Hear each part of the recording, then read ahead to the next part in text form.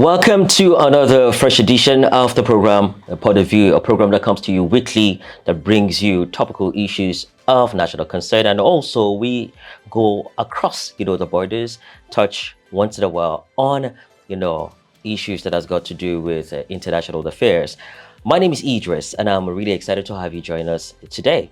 But as it is a tradition, I'm not here alone. I'll be discussing with Anayo. Anayo, you're welcome. Thank you so much, Idris. And Welcome to our the program. viewer, thanks for joining us. Yes, to begin with, Nigerian Labour Congress condemns a court order halting, the Federal Capital Territory workers, over a strike. They've threatened a strike. We've seen videos, and possibly you must have seen the videos. Maybe you were there amongst those crowds that saw, the FCT minister trying to use the back gate, or should I say back door, to escape the protesting workers of the FCT. What really led to this, protest of workers of the FCT? And now that we're having a court order from the National Industrial Court, it appears that the workers of the FCT are still defiant to the orders of the court. What led to this impasse? I think it has to do with the way the workers see this disagreement with the minister. I have a friend who works with the Federal Capital Territory Administration, and he has told me twice in 48 hours that they are not going to give up. That it's either the FCT minister shifts his ground or the strike will continue. I saw him back home early yesterday, and he told me that he didn't go to work, and that as the senior staff of the FCT ministry. Now, the video we saw was a video of staff, coming together to make fun of the minister's official movement. It wasn't like they were chasing the minister. The minister actually, from what we gathered, was leaving through the normal exit gate. But workers, they made videos, they chanted and all that. All of that goes to show that there's love lost between the workers and the minister. And one can safely say that the FCT minister has a lot on his table, A lot on his table. Yes. Because he's owing wage awards for about four months. Because going by the details, it looks like there are several complaints about non-payments of allowances, non-remittance of monies that have been deducted from their accounts. The NHF was being mentioned as the National Housing Fund was being mentioned.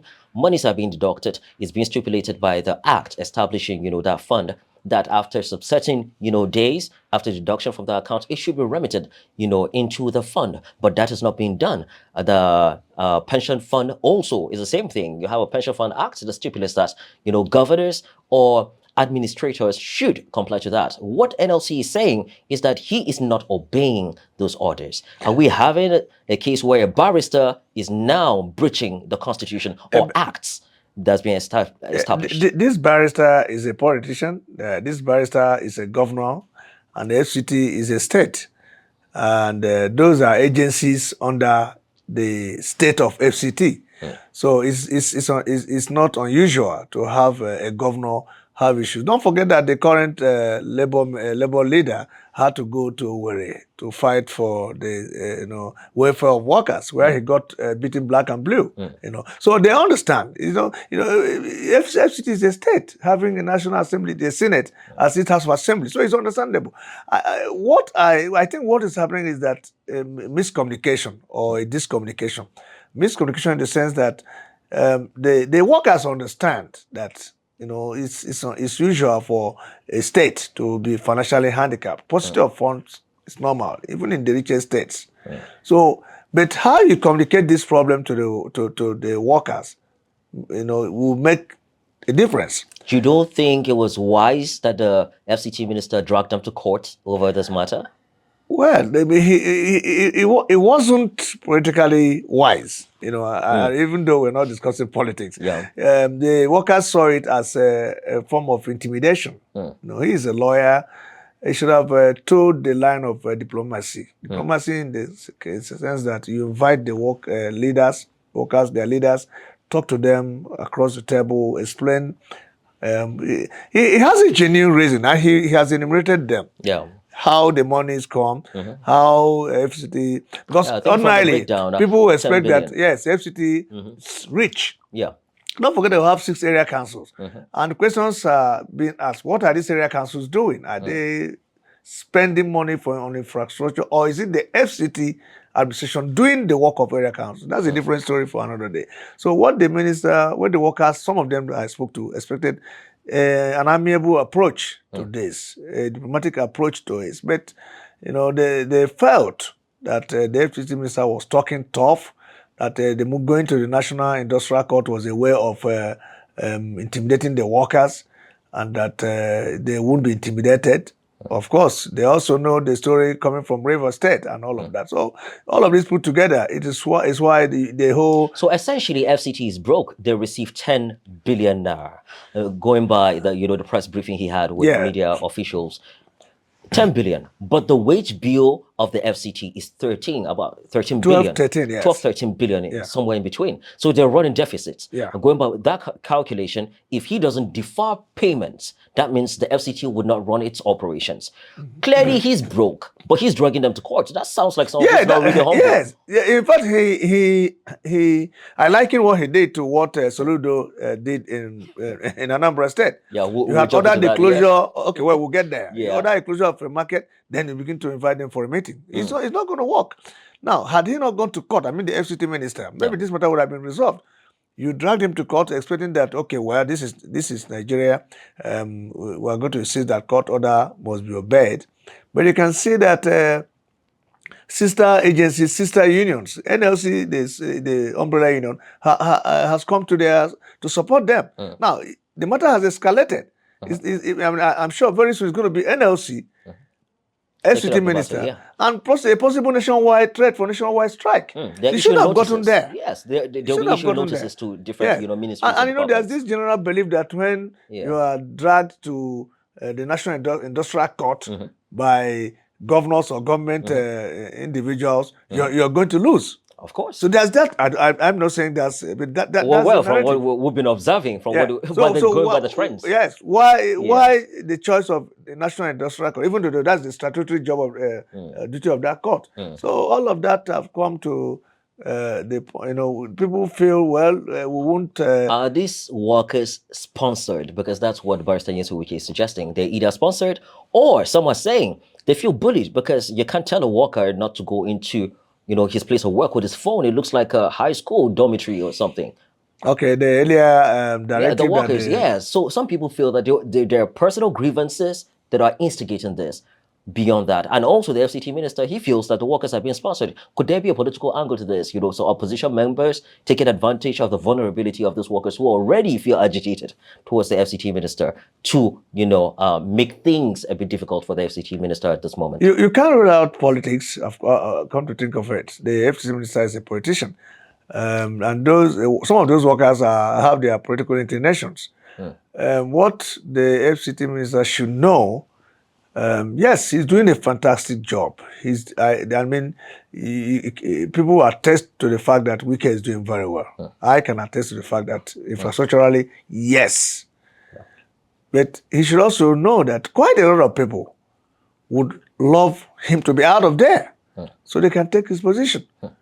Because for the first time, someone from that region is becoming FCT minister. So I expect him to be careful about the way he operates. Yes, you're doing very well, but some people will say, oh, yes, he's doing very well, but he shouldn't be there. So understanding that, I think that's where you can bring in politics.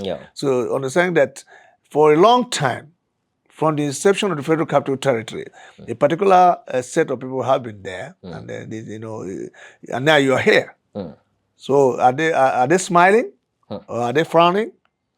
So I think that's where he has to draw the line. So he shouldn't think that, well, because of infrastructure development, everybody likes me, so I can take my decisions. It doesn't matter what the workers are saying. Some of those workers could be in line with those other sentiments and saying, look, it doesn't matter what we do, we don't want you here. Okay, jumping to a related matter and how leaders are seemingly becoming more authoritarian in their approach to governance. Let's quickly jump into Anambra State, where you have the governor, the solution governor, Professor Charles Soludo there, giving a directive for the closure of the Onitsha main market. That has drawn reactions, from Nigerians and also civil society organizations saying that his decision to close down the market for an entire week for the sake of traders not opening their shops on a Monday is draconian to some extent from the way they perceive it. How do you see this? Because the justification for the side of the government is that any Monday that their shops are being closed, the government, Anambra State, loses 8 billion naira weekly. Is this a justifiable reason for why the governor should take that decision? And if you look at it, extending it by a whole week, that only exacerbate or worsen the situation. Well, I'll tell you, I also spoke to an Anambra individual whose brother owns a shop in that market yesterday, and he was like, Soludo has no shop in the market, and that he does not have the stand to tell the traders what to do with their businesses. And he told me that should it turns to push it, that those traders are ready to close the market for entire 1 month, and that they will not go broke. He was trying to tell me the story of the Anambra business mentality, that some of these guys are big-time businessmen who can afford to lock up the shop in the main market and do businesses elsewhere. That not only that the outsiders are the ones that will suffer. And then he talked about, it's about approach too, here. He talked about the general feeling that, yes, Nnamdi Kanu is in jail. Don't forget, that's the genesis of this matter. Yeah, that's genesis. That's the demands and of the there's this feeling, according to him, amongst the people, that if we call off Monday sit at home, what the statement we're making, say, oh, Nnamdi Kanu abandoned him. Yeah, abandoned him to fate. To his fate. And that none of those workers, none of those traders want to be seen to be doing that. So, but Soludo is looking at it from the economic point of view. He's a professor of economics, but he should also realize that he's not the only professor of economics in Anambra State. There are professors of, should I say, unofficial economics in Anambra State who have made billions of naira, not been to a classroom for the first time or for all their lives. So Soludo is coming from a society where money makes a lot of money. The question is the same thing. His argument is the same thing happening in Abia State, because Mazi Nnamdi Kanu is from Abia State. It's not happening there. Why his state? It looks like a deliberate political and economic sabotage if it's not happening in his own state where he Yes, I know he's a spokesman, his Commissioner of Information, Dr. Lomefo did mention that. Well, when it comes to Nnamdi Kanu's matter, you see the homogeneity in the thinking of the Igbo. When it comes to Nnamdi, you see, in Abia, it unites the people. Yes, that homogeneity. And that is why someone said, look, had Nnamdi Kanu told the line of the average Nigerian politician, maybe now he'll be the kingmaker in the 5 southeastern states. But that he chose to be an activist and control that way. So now, when it comes, like in Abia State, where Dr. Lom before mentioned, the sit at home is observed. Right? Yeah. So in all the states in the south, even if the state that is not completely observing it affects that state, right? And that there's this competition amongst the states in the southeast to say, look, no state should not be seen to be observing this sit at home. It may not be 100%. Yeah. Like I told you, level of compliance. Compliance. So, boys, Anambra is worse hit. Anambra is what? Because Anambra, the main market is actually one of the biggest in fact in the sub-region, West African sub-region. And Aba is a business hub. More businesses take place in Aba than in Onitsha. But because Onitsha is like a gateway to the west. So a lot of what is produced in Aba goes through Onitsha and all. Okay, now look at the way the workers responded yesterday. They blocked the head bridge. So the only access through Onitsha was through the Second Niger Bridge. So did Soludo's solution succeed? No. Okay. It failed.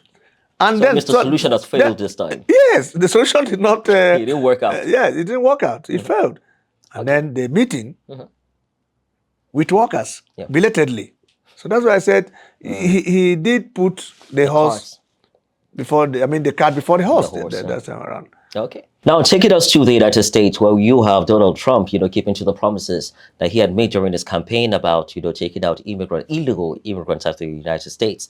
Now you have ICE, which is the immigrant and customs, enforcement agency to ensure that this is being achieved, sent across the different states in the United States, where it appears that there are protests that are emerging from Democrats states. Why the Democrat states? Is it an issue of politics where you have fallouts between those states that are controlled by the Democrats, which is the opposition party, and Donald Trump? Because what they are saying is they're violation of rights. Persons are being killed. And ICE is gradually started to overstep its constitutional, powers. They're also pushing, for a legislation that will back citizens to be able to protect themselves and sue these federal agents for infringing on their rights. Are we seeing an issue where the federal powers are suppressing opposition states in the United States?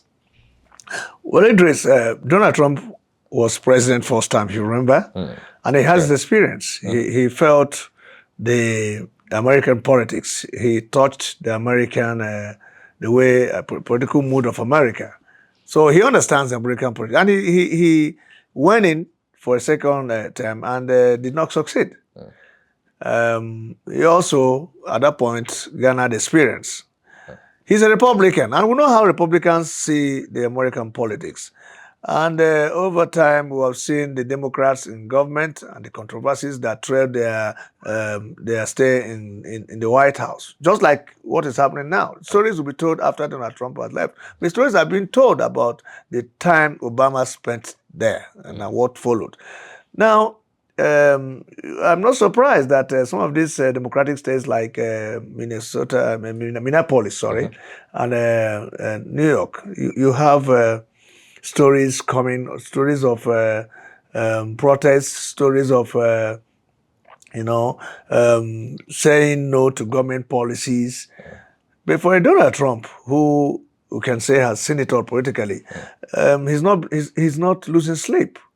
The ICE agents are under the federal authorities, and like the last victim who was killed, who was unalived by these agents. It was reported that he left his house, had his gun loaded. But you can say that the Americans have a law that one can carry arms. But this young chap loaded his gun and told his parents he was going out to join the protest. So one wonders whether the protest was to go out there and shoot. But when he encountered the agents, he ran into trouble.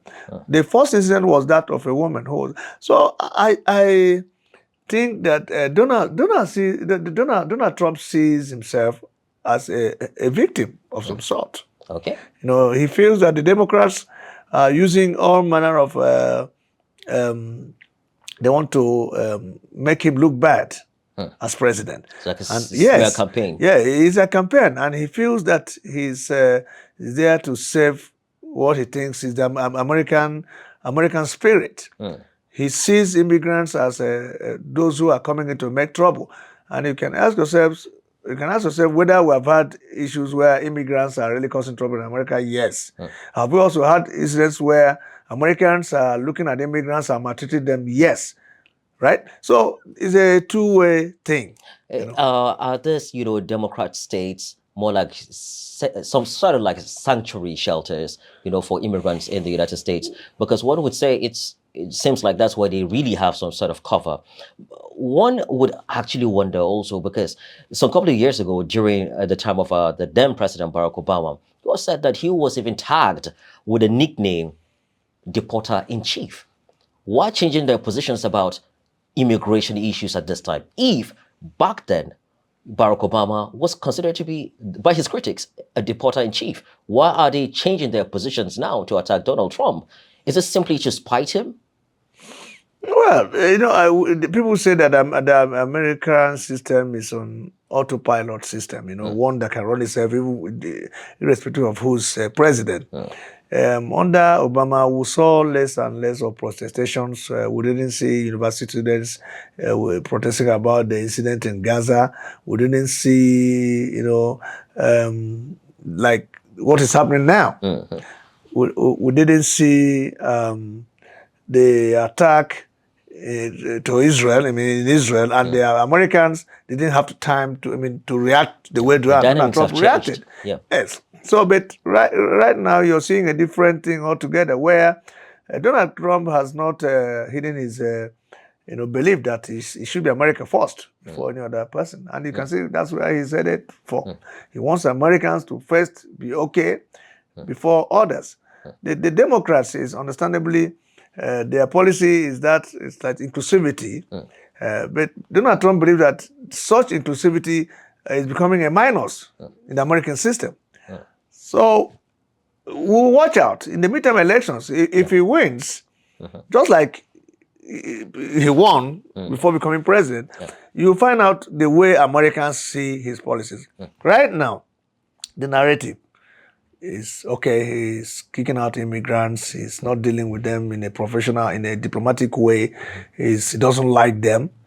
But the truth, after the midterm elections, if Donald Trump returns, we will now understand that yes, the Americans have set a policy for themselves. So it's part of all of this. We don't have to wait for the likes of Tim Walz. He lost an election. He lost to Donald Trump to tell us how Americans feel. We'll wait until after the midterm election. But I think Trump has he has his own personal character. He's not a guy who bothers about what you think about him after he must have taken a decision. What about if they shut down the economy just like they did the longest shutdown of the Yeah, US but government? eventually it was that was the level of governance in the House of legislation. But it was later resolved. But what we're seeing is street protests driven by agents, liked by Iran, supported by those who do not like the American, if you like, big boy status in the world. So you can see some of them supporting those protesters, and it doesn't look like Trump will give up. He has made up his mind on where he wants America to get to, and I do not begrudge him. I come from a country where most people want to migrate to the United States. So I don't want to sound like I don't like his policies, but the truth is that the Americans know what they want for their country. And we should begin to learn lessons from countries like America and say, look, as Nigerians, what we want is what we want, in spite of whatever the circumstances are. You read when he was making fun of climate change proponents. Yes. So that's a Donald Trump for because half of the country is covered by ice. If we're having global warming, so where did you get the idea of global warming from? It's a business. And he didn't blink an eye sacking Elon Musk. Yeah. So that's the kind of guy you have as president. And right now he's threatening Iran. He said, Anambra is headed your way. And you can be sure that the Iranians are beginning to shiver over that. Okay. So that's the Donald Trump. Yeah. That's the Republican. That is how they do. That is their policy. So we'll watch to see, and especially when it comes to separation of powers between state and federal governments, we copy from the United States. Yeah. I would like to believe that we would learn a lot from them. The state lawmakers are passing their legislations also. So I think we'll copy wrongly. We'll copy wrongly, and we were in a haste. Yeah. So we copied the ones who thought we could Nigerianize. Even the ones who Nigerianized are not working. There's no. Well, I don't want to talk about Nigerian politics because so I don't end up sounding offensive. Okay. Or because pessimistic about the situation. Yeah, but it is right to sound pessimistic because a lot of things we adopted from the system are not working. Talking about now the separation of powers you mentioned. Do we? Recently Donald Trump was telling the Republicans, look, if you don't support me very well, I may lose in the midterm elections. And he knows that it's risky going to the election. But if Donald Trump was to be in Nigeria as president, he wouldn't lose sleep over a midterm election if there was any. Sure. You just be walkover. Just own all the governors and they'll support you. I'll get all the local government chairmen and get all the... Own the structures and basically that's all. Move funds where they should be. Move funds where they should be. For infrastructural and human development. And you get what you want. Yes, I say infrastructure, not... and human development. It's just human development. Human development just sounds like stomach infrastructure to some people. I didn't say so. Okay, but you're suggesting so? Well, you can take your pick. On this note, we are wrapping up today's conversation, looking at topical issues from the Nigeria Labour Congress and the strikes in the FCT to Anambra, closure of the Onitsha main market, and also Donald Trump's enforcement of immigration laws and customs there. I'm sure you had a very exciting, viewing of this conversation together with Anayo. I've been your host of the program. My name is Idris.